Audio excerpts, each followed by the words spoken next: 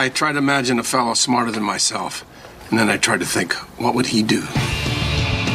Charge up your axons, ready your receptors, and shift your lobes into upper beta phase. You are listening to Smart Drug Smarts, the podcast dedicated to helping you optimize your brain with the latest breakthroughs in neuroscience, nootropics, and psychopharmacology. Hello and welcome to Smart Drug Smarts. I'm your host, Jesse Lawler, excited to bring you episode number 67 in this podcast, dedicated to providing you with the latest information in the battle for the improvement of your own brain beyond what some people might consider its normal biological limits by any and all means at your disposal. Okay, so we've had a few episodes recently where the guests on the show have actually been dyed-in-the-wool Smart Drug Smarts listeners, and this episode is no exception. I'm really happy that I mentioned the couple of times that that's happened thus far, that's been the case, because now we're starting to get some people who are appearing out of the untold masses of the Smart Drug Smarts listenership and saying, hey, by the way, I listened to your show and here's what I do. And suffice it to say, if you are listening to this podcast now, you are in some really, really esteemed company because there's some people doing some truly interesting things that are our fellow listeners. One of them is this week's guest, Dr. Ken Ford, who we're going to be talking with all about AI and his work as founder of the Florida Institute for Human and Machine Cognition. And he has done everything from consult with the Defense Department to work for NASA to have fighting robots in competition, and has a range of interests and professional specialties that it kind of makes my heart skip a beat, like the internal nerdy little boy in me that likes things like robots and dinosaurs and ray guns. It's like he's working on all this stuff. Well, I'm not sure about dinosaurs, but I wouldn't be surprised. Anyway, that's in the main interview. If you hang around until the end of the episode, in the ruthless listener retention gimmick, we're going to do a combined throwback to a couple of different episodes and tell you which smart drug might mess with your hormonal birth control. So if you're a woman and you are taking smart drugs and you're using hormonal contraception and thinking that everything's going to be just fine, you might want to listen to the end so you don't wind up with an unexpected bun in the oven. But before we do any of that, let's do This Week in Neuroscience. Smart Drug Smarts. This Week in Neuroscience. So I feel like in the last several episodes, we've talked a lot about memory, which makes sense. It's a pretty important part of brain function. We've talked about trying to encourage neurogenesis in the hippocampus so memories can be better laid down. We've talked about trying to fight PTSD, post-traumatic stress disorder, by selectively weakening or removing memories. And this is one of Rhiannon's favorite topics. Rhiannon, you will remember, is the power behind the throne on Smart Drug Smarts. And one of her little pet horrors is the idea of memory manipulation, memory implantation, memory removal by nasty high-tech bad guys in the future, and the ideas that are explored in movies like Total Recall. So Rhiannon sent me this Week in Neuroscience, and I'm sure that this was a spine-tingling one for her because scientists are getting closer to being able to actually do this stuff. Just recently, the first synthetic memory was laid down in the brains of unsuspecting lab mice. How do we know this? Can't ask a mouse exactly what it remembers, but here's what happened. There's something called place cells within the brain.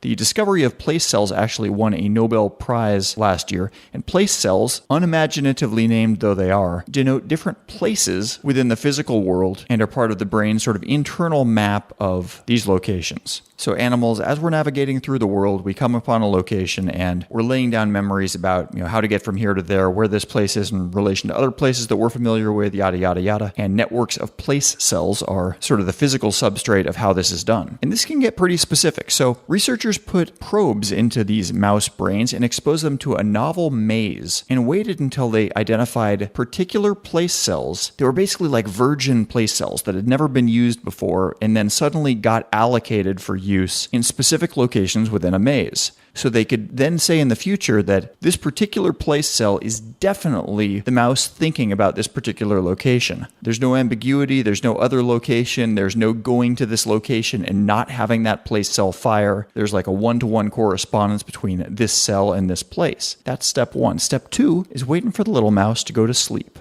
And they did. And just like other mammals, mice apparently have dreams. And every now and then they would see a flickering, a firing of this place cell within the mouse's dream. And they'd say, aha, the mouse is dreaming about this particular location inside the new maze. But they didn't just have the mice wired up to read their little mouse brains. They also had the ability to stimulate their mouse brains. And in particular, stimulate the pleasure centers. So when the scientists saw that the mice were dreaming about these particular locations, they would hit them with a rush of dopamine or whatever it was that happened when they kicked the pleasure center in the brain. So an emotionally neutral location dream would suddenly turn into a very positive dream. Maybe the mouse stumbled across a piece of cheese or a mouse girlfriend or something like that. We don't know the details, but we do know that they would give this dream stimulus, then eventually the mouse would wake up and they would put the mouse back at the mouth of the maze so it could do whatever it wanted. And what do you think happened?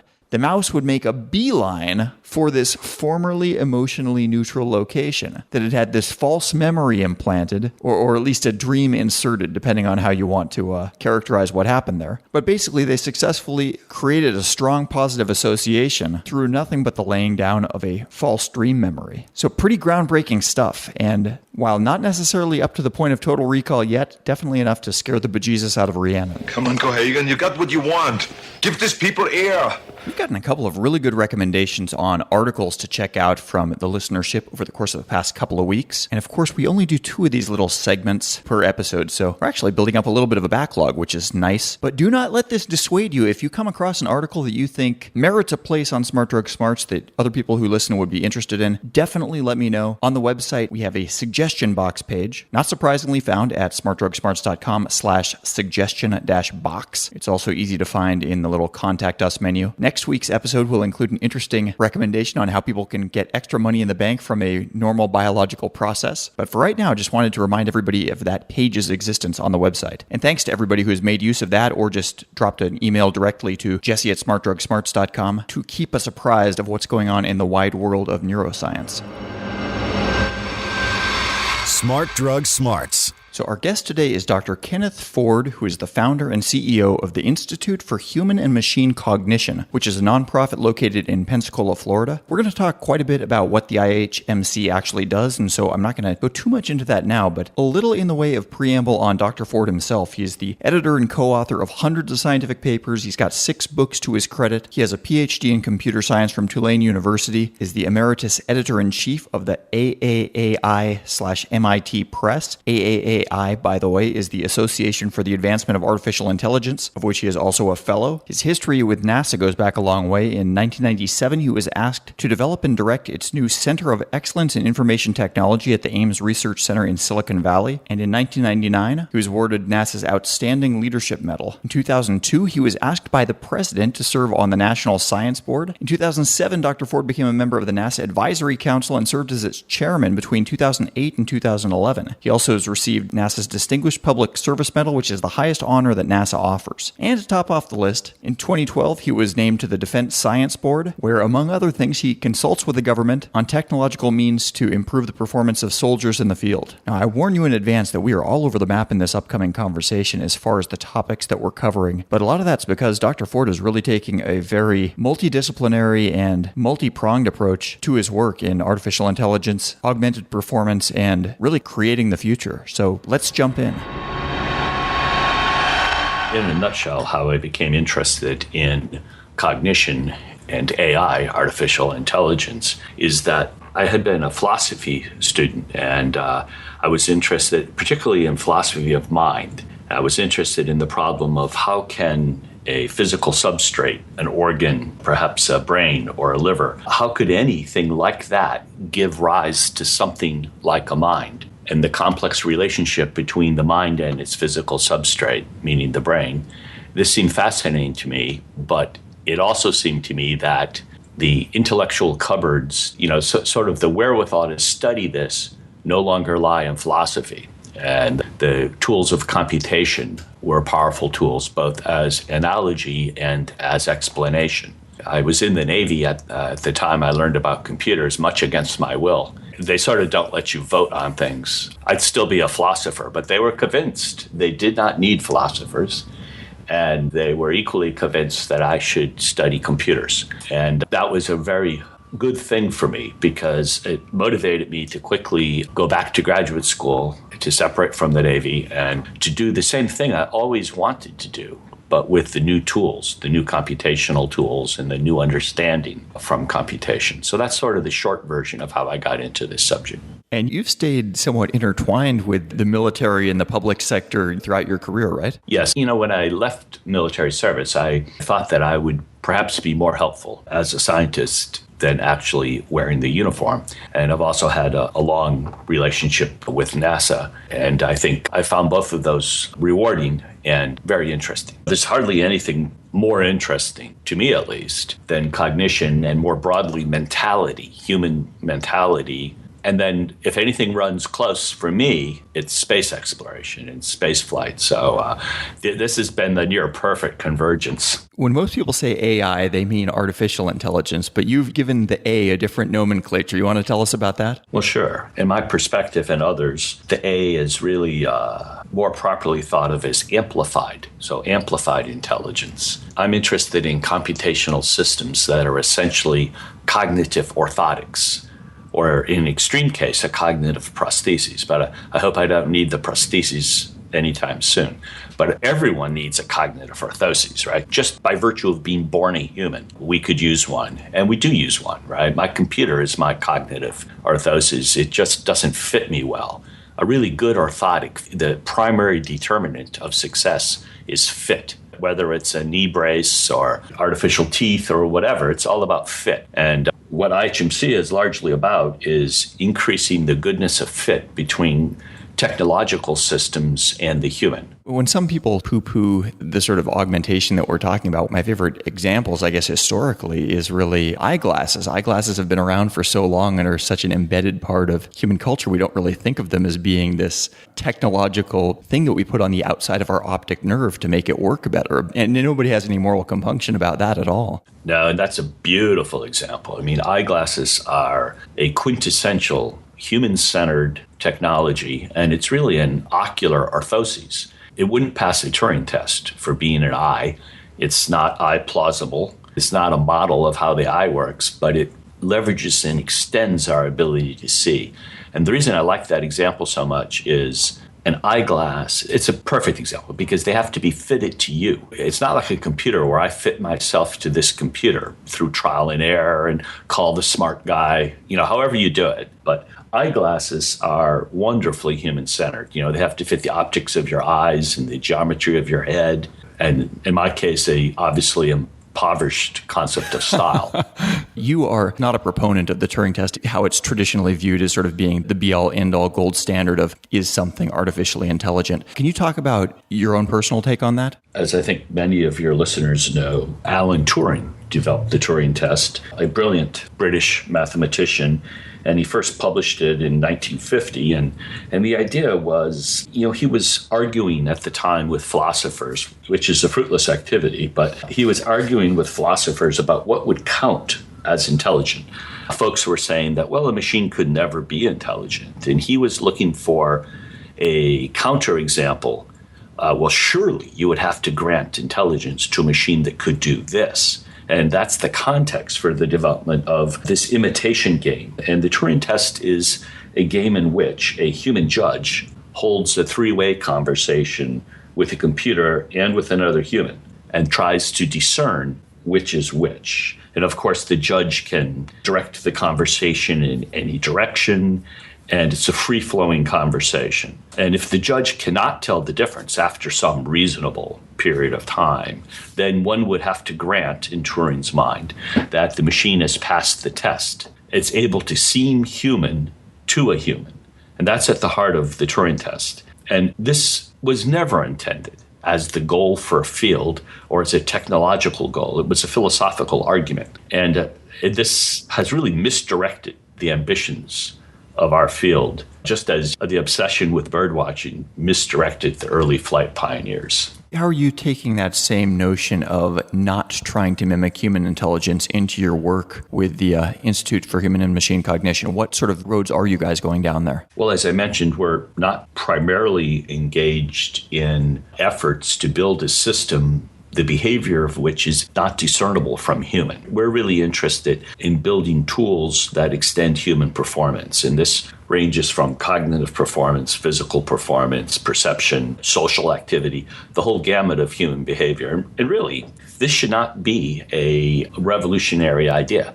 The reason we have computers at the end of the day, is to extend human activity, extend human performance. This is really what IHMC is all about. So we work on things ranging from human-centered robotics and exoskeletons and all sorts of things like that, to people who are studying human physiology with an eye to understanding how to leverage it through either electromechanical means or cognitive means or molecular means. So it's a broad range of folks. I mean, a lot of people here, for example, work in natural language understanding, the ability to have an open-ended dialogue, either with a computer, not a candid dialogue. It's not like those call centers where you call them and it says, press 1 to be annoyed, press 2 to be phenomenally annoyed, but really an open conversation. Could you maybe cite like one or two examples of what the apple of your eye within your research domains are? Well, I have only two eyes in many apples. I just mentioned one that we're passionate about is the language work, but another would be, among many, would be robotics, both humanoid robots, that is robots that have a human form factor and sort of a human agility and human movement patterns. And then that same technology, if you can build a robot that moves like a human, that enables the technology to build quite remarkable exoskeletons that could then provide locomotion to paraplegics and others. Both of those are of great importance to us. We also are looking at using some of the same technologies I just mentioned for robotics, looking at how one might design very efficacious exercise devices that would be appropriate for use on a long-duration space mission where you don't have gravity to provide the resistance. You know, so a mission to a place like Phobos, one of Mars' moons, you'll be in such bad shape by the time you get there due to the microgravity environment that it's not clear that you'll be able to do anything. So it's very important that the human travelers be extremely fit and able to, through exercise and perhaps pharmaceuticals, mitigate the damage of microgravity. If you're an astronaut in space, what's the difficulty with exercising with things like springs and rubber bands and these sorts of contraptions that don't require gravity to still give resistance? Rubber bands in particular can be quite useful, and the Russians have used various versions of that. The ideal system would be one that can provide custom resistance and heavy resistance training, like squats, equivalent to heavy eccentric squats, and be custom fitted to a wide range of people and a wide range of strengths. Use force control motors so that you have the direct application without an intermediary.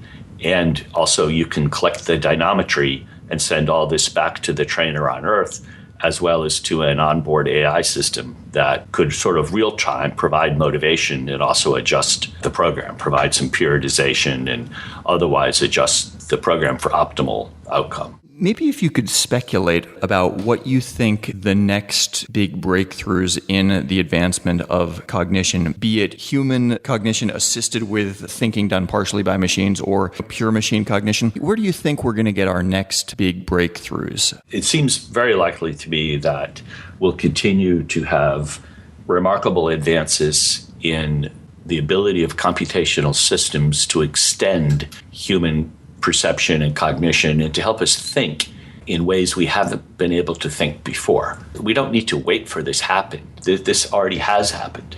It's all around us. We can think now in ways that people couldn't think before we had the computational system as a tool. We can visualize things, we understand things, we can look for relationships that would have been dark to us. And this is always the case. I mean, science is invented to some extent by the tools of science. Microscopes did the same thing. So we see this now in computation very, very strongly and very clearly. And I don't expect that to go away, but to accelerate. Now, the cognition in the machine itself, independent of human cognition. This is a more subtle issue. So when one presents the first topic that you asked about, you think about it a little and everyone would say, yes, I see that. I understand that. When you talk about a machine intelligence intelligent apart from its ability to extend human performance, it gets very interesting very quickly and people become very interesting in their reactions. So, if I had a dog that could consistently beat Kasparov in chess, and let's say no one wanted to play my dog anymore. It was just like no one plays dogs, right? Dogs always win. Everyone would agree that I had a smart dog. My dog would be on all the talk shows. The dog would be the most famous living entity on the planet, probably. And yet, if a computer beats Kasparov in chess, we say, well, it's not really smart. It somehow was brute force. And one could argue, actually, that Kasparov's brain is much more brute force than that rather clever AI program. But we don't even have to make that argument. You can just look at the thought experiment of the dog.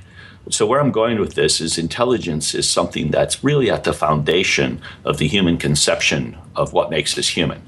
And we guard it jealously for ourselves. People have an easy time when you say, I'm going to amplify your intelligence. They say, well, hallelujah. That's my favorite thing about being human. But if you say, this thing over there is intelligent apart from you, that's quite threatening to many people. And it's at the heart of the problem with the Turing Test. Having an intelligent computer that's intelligent different than us is very enlightening. The Turing Test was too species specific. Only a philosopher would ever argue that a dog can't be intelligent. But yet we argue that computers prima facie cannot be intelligent, although they'll beat our most talented people in chess and show many other attributes of intelligence. It's kind of like the early days of artificial flight. People saw the Wright brothers playing and refused to admit that it was flying.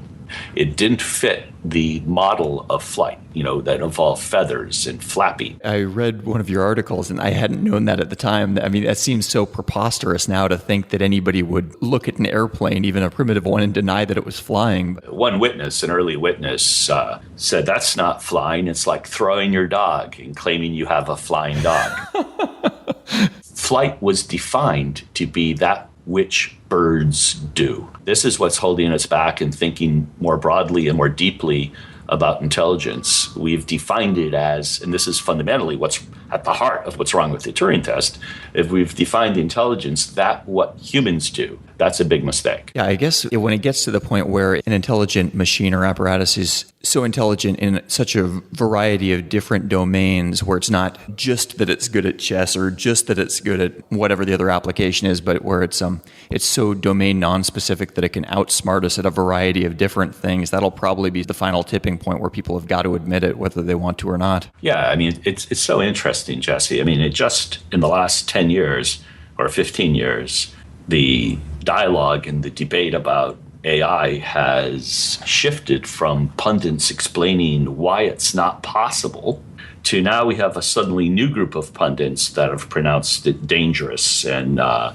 rather quick and curious transition from it having seemed to the pundits as a fanciful idea to now no one thinks it's a fanciful idea, but they think it's one fraught with hazards, both moral and practical. Well, that reminds me of the Gandhi quote. First they ignore you, then they laugh at you, then they fight you, then you win. So it sounds like AI is graduating from the being laughed at to being fought or feared. That's a nice insight. Where do you put yourself on that spectrum of cautiously optimistic about AI or thinking that this could really be a threat that we should take seriously? Like Elon Musk fairly famously has come out in the past 6 months and said some things that have given alarmists more cause for alarm about what AI could mean for our species. This is an old story. Folks were very worried about trains because they thought that it would be dangerous to move that quickly across the earth. And heavier than air flight was just scorned for moral reasons, not just for technical reasons,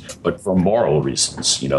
Because it was thought to be about bird watching, that flight was what birds do, and that when men would fly, they would be men with wings, and we would feather up and we would flap about. That seemed to some critics to presuppose that the men would be naked.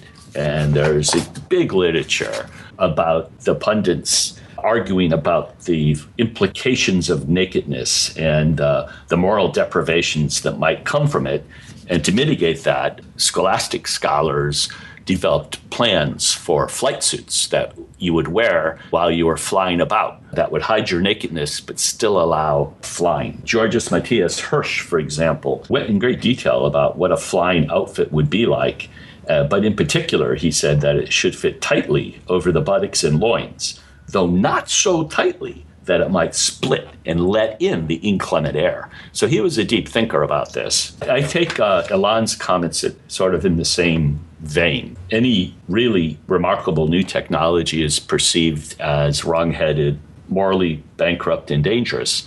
And most things are dangerous, right? I'm looking around my office and my gaze falls on many dangerous things. It's about the wisdom with which we use these things. Completely agree. I really like that in your naming of your institute, it's human and machine cognition. It's nice that the human comes first, and I can definitely hear that in speaking with you.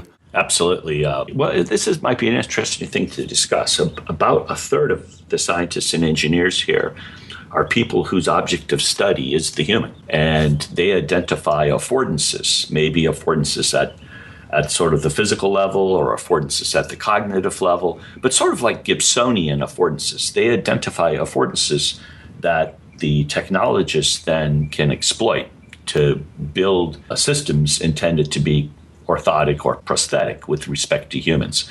So that's an important insight that you just had, is starting with a room full of computer scientists, we'll build computers that are smaller, lighter, faster, cheaper, but they won't be any more human-centered. So it's very important. One of the things that makes IHMC interesting is, you walk down the hallway and you run into linguists and medical doctors and biologists, pathologists, as well as engineers and computer scientists. That's a fascinating mix of people. How have you pulled together your team there? What's been your process of finding the minds that you're pulling together? Well, we're probably pretty non-standard in that way, because the people that comprise the staff here, we would be not just in different departments in academia, we would be in different colleges. Typically, like some of us would be in the medical school, and some of us would be in engineering.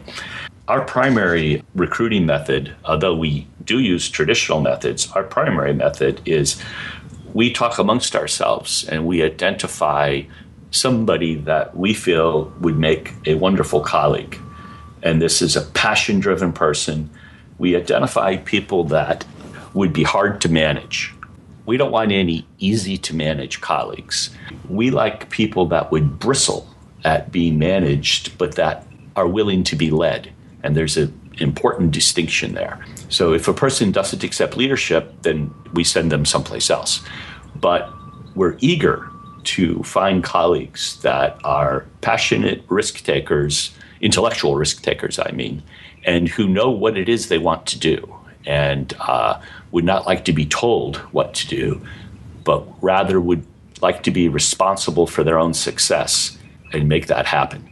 So there's very little management of the scientists here, but each of the researchers here, we are all individually responsible for our success or not. It's an interesting environment, and it's only appropriate for a certain kind of person. A lot of the problems that people seem to have in our modern world is that our bodies are clearly products of perfectly fine-tuned for a bygone era, which doesn't necessarily queue up that closely with the world that we find ourselves living in now. On the other hand, that sort of disparity between the physical bodies that we're born with and the world that we either live in now or at least have available to us resource-wise probably leaves a lot of room for improvement, which is the kind of things that you're looking at studying. Where do you see the biggest potential wins for improving on our physical bodies, our physical minds, versus what we've done already? That's a tremendously good and thoughtful question. It would be easy for somebody to lapse into a worldview where technology was a threat to our bodies and our wellness. I can't help but notice when I'm in the gym working out, people are staring at the television. Why we need a television in the gym, I don't know, with their mouth sort of hanging open. You could put a sandwich in their mouth and they seem to just be blankly staring at that thing and not working out. Other people have their iPhones with them and they're texting away. And, you see young people that's 13, 14, 15 years old. At that age, a boy should be a bundle of wire. I have a friend that's that age, and he's like pudding, human pudding. And he lays on his couch and spends literally all of his time on his iPad playing games. And again, in my view, the fault lies not with the technology. Humans have the ability to invent all sorts of tools, and one can use that same technology to enhance cognition as a learning tool, as a tool for improved physicality, or one can use it for foolish purposes. And I think this choice, the dilemma of human choice, will be more and more central as time goes on. For most of human history, we really haven't had any choice. The way we evolved due to environmental pressures. And now it's going to be different. And much of what happens to the species will be something that we either consciously or unconsciously decided. And that's both a source of pleasure and a sort of a hopeful idea, but it's also a worrisome idea, depending on how things evolve in our culture. Yeah, I can really easily imagine some weird dystopian and yet somewhat plausible futures in which humanity almost kind of bifurcates into a couple of groups. If we were to figure out something like perfect solar power so we could generate all the food that a person could want, and we have really good immersive video games and VR, what percentage of the population would just choose to plug themselves into a feeding and poop removal machine and just plug into a nice VR world indefinitely? There are some people that would do that. And I mean, you could see if somebody had a terminal disease or something like that maybe that would be the right choice. But you could also see a 12-year-old boy who doesn't like his classmates doing the same thing. There's some really weird options that seem like they will conceivably be on the table for people to choose from in the next 5, 10, 20 years. Oh, absolutely. You see the early stages of that now. Throughout human history, we've had options, and now we're going to have more of them, and options that humans have never had before. And I'm all for options, but let's hope we pick wisely. Smart Drug Smarts. So thank you so very much to Dr. Ford for making himself available to us to hear about what he's up to and what his colleagues at the IHMC are working on. I hope it doesn't make me sound like too much of a sissy to admit that it makes me feel good hearing somebody that has the sort of background and credentials that Dr. Ford does, who does not in any way sound intimidated or timid about the future and what some of the genies that we may be letting out of various bottles might mean for the future of humanity, the future of cognition in general. I just think it's great to have that sort of enthusiasm in the minds of some of the leaders in this field. And I will almost certainly promise you guys more futurism episodes to come because I find that stuff fascinating. I really like thinking about where these multiple accelerating curves of technological progress are pushing us, where they're going to intersect with one another, where they're going to have feedback loops, and what that means for all of us. I've written about this actually a little bit in one of the old blog posts on the website, but one of my primary reasons for really being interested in smart drugs and intelligence augmentation to begin with is simply as the future becomes more complex and all this weird stuff that we can kind of see will inevitably be happening within our lifetime starts to happen. I would like to be able to intellectually keep up with what's going on so I'm not just dazzlingly confused all the time. But anyway, thanks again to Dr. Ford, and we will almost certainly be hearing more from him in the future.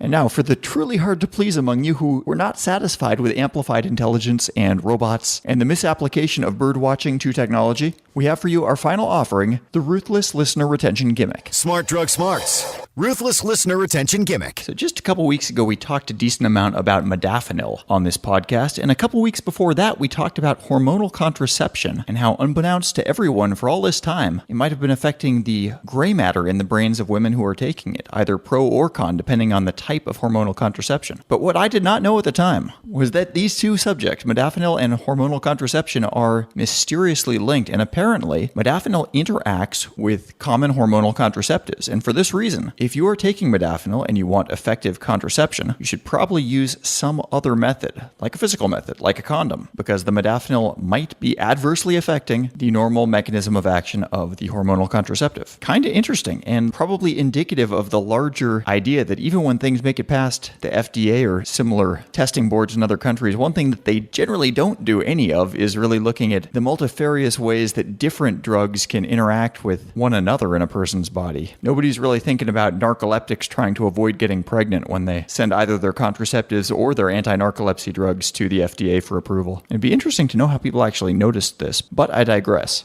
So if you are a non-baby desiring, sexually active modafinil user, you have now been warned. Smart Drug Smarts, the podcast so smart, we have smart in our title, twice. All right, that is the entire episode. Thank you for hanging around until the end. If you liked what you heard and you have not yet done so, please take your digital self over to iTunes, visit the iTunes store, punch in Smart Drug Smarts, look up the reviews, and leave one of your own, preferably saying something so charming and complimentary that I can't help but belt it out on a future podcast episode with a big, big thank you. The show notes for this episode will be online at smartdrugsmarts.com, including links to everything mentioned here, and I'll be back at you, I think, in less than a week, because this episode was a little bit late, I admit that, but it was not for lack of trying last week. It was just scheduling didn't quite work out, but we've actually got 2 more interviews, one of which is already in the can. It should be published in rapid succession here, so we'll make up for our little misdeed, and be back at you very soon with the same unflagging commitment to fine-tuning the performance of your own brain. Have a great week in the meantime, and stay smart. You've been listening to the Smart Drug Smarts podcast. Visit us online at www.smartdrugsmarts.com and subscribe to our mailing list to keep your neurons buzzing with the latest in brain optimization. Smart Drug Smarts should be listened to for entertainment purposes only, although some guests on the show are medical doctors, most are not, and the host is just some random guy. Nothing you hear on this podcast or read at smartdrugsmarts.com should be considered medical advice. Consult your doctor and use some damn common sense before doing anything you think might have a lasting impact on your brain.